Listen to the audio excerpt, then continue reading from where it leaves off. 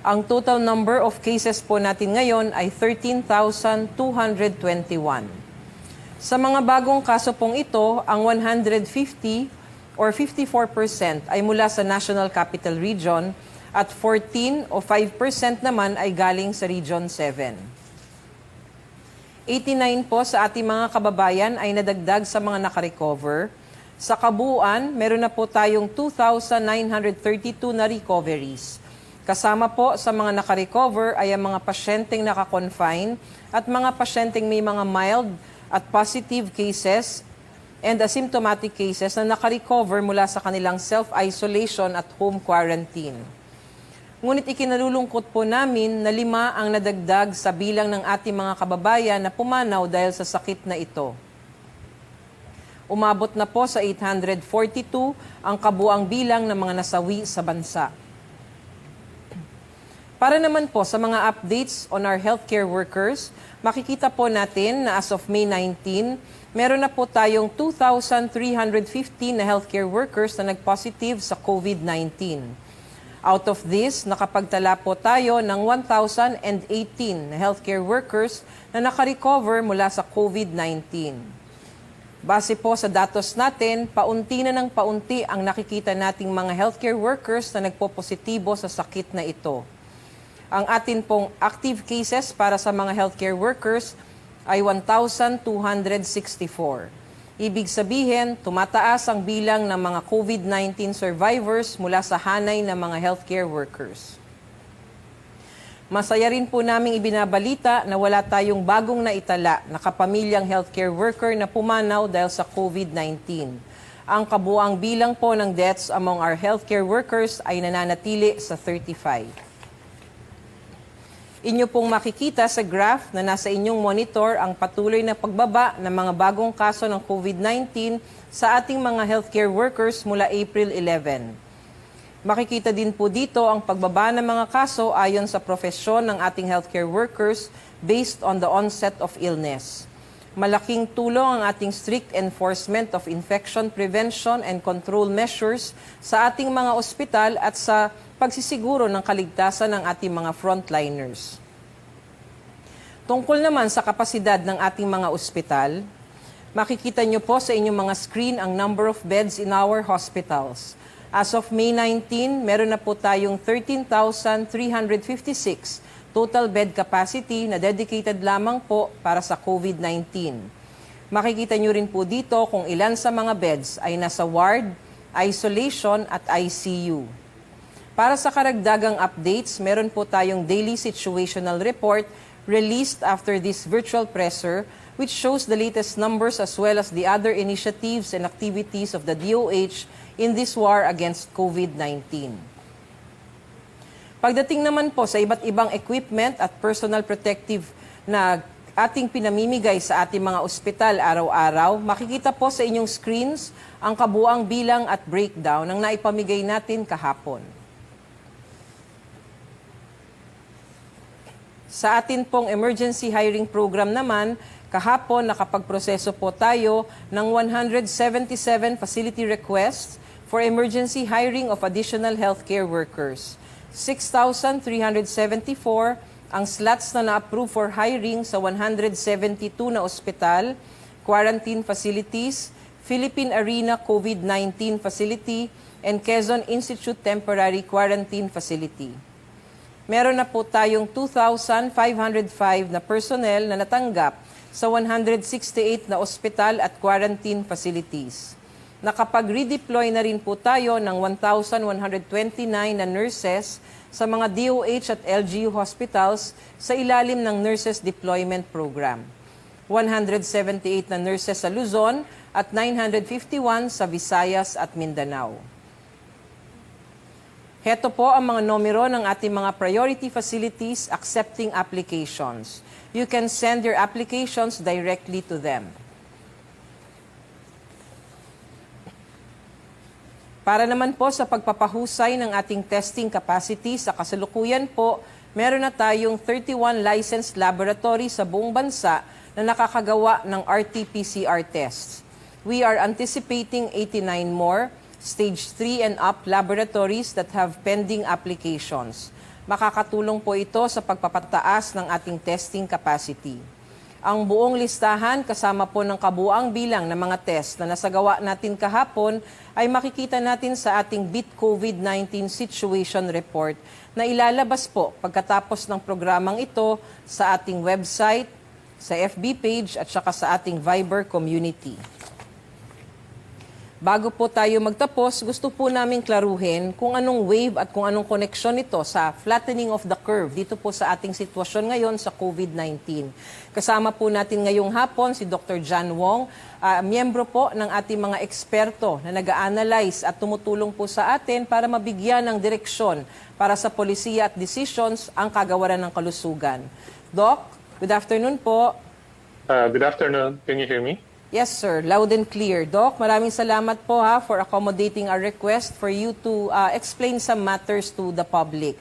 So, Doc, I would just ask you one question and maybe you can further on and explain this issue that we have right now about the misconception on the waves of infection. Doc, can you please explain to our listeners and to our viewers, ito pong tinatawag nila na mga wave dito po sa ating sitwasyon ngayon with COVID-19 at yung misconception on the number of waves, first, second, third, and the other waves and the flattening of the curve, Doc. So, can you please explain it to us, Doc? Okay, thank you. So, we define outbreak waves as when there's a rise in cases and then a decrease in cases. No? So, it's like the waves of an ocean. There's a peak and then there's a trough. No? So, for COVID-19 here in the Philippines, no, we have a very small wave last few days of January, no, maybe about 3 cases, no, and then there was a lull, no, very few cases after that, no, and then we had our second wave, which is the first major wave, no, of more than 10,000 cases, no. So this second wave peaked sometime in maybe end of March, no, at 538 cases, and has since gone down, no, to about 220 cases a day, no. So we're now in the trough, no, or the lower part of the wave of the second wave, no. So what we want to avoid is ECQ, no. When we shift to GCQ, that we would have another peak or several more peaks, no. So we have to try to postpone third or subsequent waves, no. So with regards to the flattening of the curve, what we mean by that is, so the peak of the second wave was about end of March, no, and if we had not imposed ECQ just before that, no, this peak could have gone on, no. Instead of just 500 cases a day, it could have gone on to larger numbers per day, no. But fortunately, the cases started to go down, and even though now, no, we still have some small peaks and also drops in cases, no. We're averaging about 220 a day, no? So the flattening of the curve occurred at about that time, no? After the peak of 500 cases a day, no? Instead of going straight up, no? We've been experiencing fewer cases, no? So we've flattened the curve, no? When we say flatten the curve, no, what we actually mean is we flatten it in relation to our health system capacity, no, which is measured in terms of hospital bed, isolation beds, ICU beds, and mechanical ventilators, no. So if we keep below that capacity, no, that horizontal line, no, then we can say we've flattened the curve, no. If we did not do any interventions, no, the line would have gone straight up, no, and exceeded that health system capacity line, no. So that's what we mean when we say that we've been able to flatten the curve, because right now across all regions, no, none of the regions are in the danger zone, no, in terms of critical care services utilization rate. No. I hope that answers your question. Yes, Doc. Dalawa po yung sinasabi natin dito, no? Ipapaliwanag lang ho natin ng medyo mas less technical sa ating mga nakikinig. So, ang una po nating pinag-uusapan ay yung wave na sinasabi natin. So, Doc, klaruhin po natin. When we say it's the wave or ito po bang tinatawag natin na terminology na wave, this is the number of cases, right? Yung tumataas na mga kaso. Yeah, so a wave consists of a rise in cases and then followed by a fall in cases. No? So that's how we identify the wave. No? So in January, we had just a few cases. So these were the imported cases from Chinese tourists, or visitors. No? I think only about 3 cases. So it was a slight rise followed by a fall, and then it was very quiet in February, and then around first week of March, it started again, rising to the end of March, and then it started to fall again. So that's how we count the waves. First wave in the latter part of January, and then second wave in the first week of March. Okay po, Doc. So ito naman pong sinasabi nating flattening of the curve, no? So lilinawin po natin. So nalinaw ho natin yung mga wave na tinatawag natin, ang mga pagtaas po ng mga kaso, at tinitignan po natin itong mga nangyayaring pagtaas at pagbaba ng kaso dito po sa ating timelines para nakikita ho natin yung progression nitong sakit na ito dito po sa ating bansa.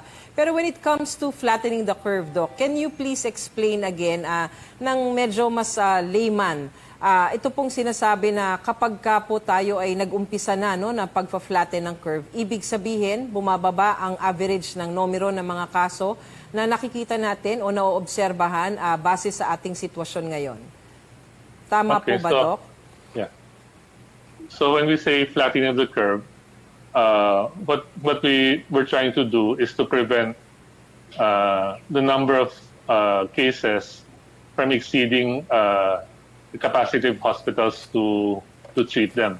No? So a curve that is not flattened would exceed yung capacity of the hospital. No? So a curve that is flattened means instead of going straight up, it plateaus, it levels off. Could be level, could be decrease in number of cases, but the important thing is it never reaches or exceeds the capacity of the health system. So dalawa po yung ating tinitignan, kapag tayo ay nakakapagbigay ng indikasyon na nagpa-flatten ang curve. Ang una po ay yung pagbaba ng mga kaso, of course, and of course we look at our critical care utilization na tinatawag natin kung saan ito yung paggamit ng mga critical na mga equipment at saka of course isolation beds, ICUs, dun po naman sa mga facilities natin to measure yung ating kapasidad ng ating health system. So Doc, tama po ba ako na masasabi natin based on epidemiological terms? Ibig sabihin, ito na po yung siyensya, We are considering na ginagawa po ng epidemiologist ang pag-i-interpret na sa bawat may mga kaso, may it be a small or a big wave, wave po ang tinatawag nyo dito? Yes. No. So the January set of cases was a small wave. It's a very, very small wave. Pero since there was a rise in cases and then a fall, we still count that as a wave. Whereas the second wave, this is you can also call this the first major wave that we have because it had a lot more cases than the first one. So more than 10,000 cases. So this is the second wave. So yan, yan po yung pagpapaliwanag ng ating eksperto, si Dr. John Wong. He is an epidemiologist.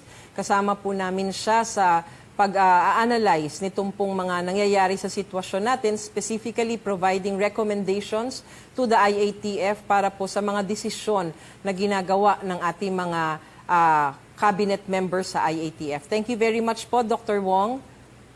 Thank you. Maraming salamat po, Doc. So bago po tayo magtapos, gusto lang ho nating bigyan ng konting synthesis, yung mga napag-usapan with Dr. Wong. Unang-una, in technical or epidemiological terms, we are already considered as being in the second wave.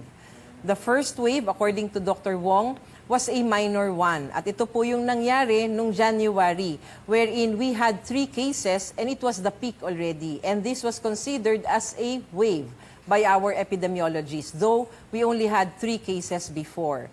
The second, but for us regular people, no, what counts would be the major wave. Hence, we are on our first major wave. The peak was last March 31, where we had 538 cases. And accordingly, sabi po ng ating eksperto, we had been flattening the curve in this current major wave, with the cases averaging 220 cases lang po in the past 5 weeks. No? So ito pong malaking indikasyon po ito dahil sinasabi ng ating eksperto that in the past 5 weeks, the average was only 220 cases. Kung saan, 5 linggo po ay matagal na rin na panahon, and this is longer than the incubation period of the virus. And the third, pinaka-importante na lagi ho namin pinapaalala sa inyong lahat, ang pinaka-importante po sa atin ngayon is ma-prevent natin kung anumang wave yung dadating po sa atin. If it's the second major wave at kung anuman pong pagtaas ng kaso, ang lagi po natin aalalahanin na lagi lang po natin gagawin ang mga sinasabi sa atin ng ating kagawaran ng kalusugan, ng ating gobyerno, practice hand washing, physical distancing, proper cough etiquette, wearing of mask, and regular disinfection. And of course, kapag wala naman pong gagawin, wag na munang lumabas ng bahay. You stay at home. If you are not part, dun po sa binigyan ng exemption ng ating gobyerno para sa panahong ito. So lagi nyo pong tatandaan na tayo po lahat is to remain vigilant. We cannot be complacent. We like to prevent the transmission. We like to end this pandemic. So para dun po sa lahat ng ating kababayan, sana po naliwanagan tayo ngayong araw na ito.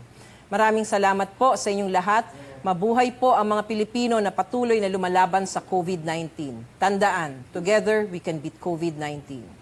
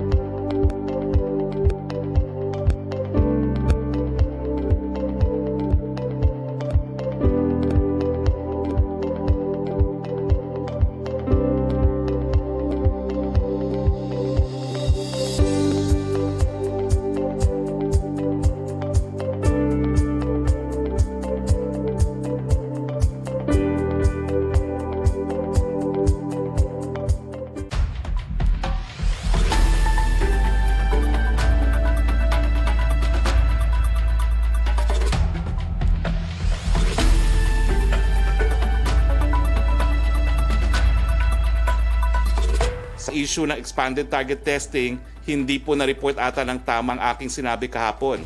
Lumalabas po kasi na wala daw di umanong plano at walang aksyon o hindi prioridad ng gobyerno ang expanded target testing. Maling-mali po ito. Hindi rin po pinababayaan ng pamahalaan ang expanded testing sa pribadong sektor. Partner po natin ang pribadong sektor sa bagay na ito.